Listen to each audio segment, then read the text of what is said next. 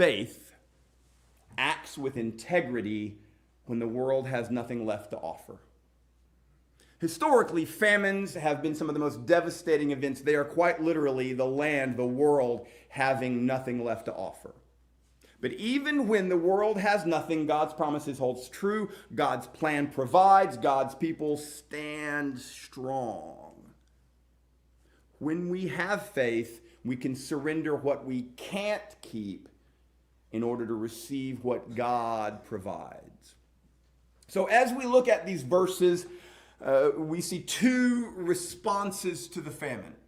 First, we have Joseph's response, and second, we have the people's response. Joseph is going to do an amazing job of trusting God's plan. He is one of the most consistently faithful followers of God that we see in the entire Bible. But what I find fascinating in this account is how the people respond. They do an incredible job. Now let's remember, these are Egyptians and some Canaanites. They are pagan worshipers of false gods. We don't really expect them to cooperate with God's plan, but they actually do very well.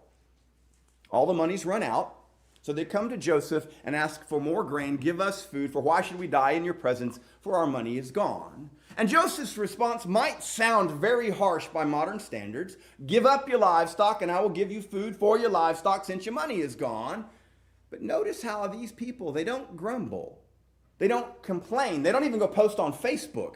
They bring all their livestock, the horses and the flocks and the herds and the donkeys, and Joseph gives them food in exchange for the animals. And here's the key, enough food for that year. We might miss that part, but it's very important.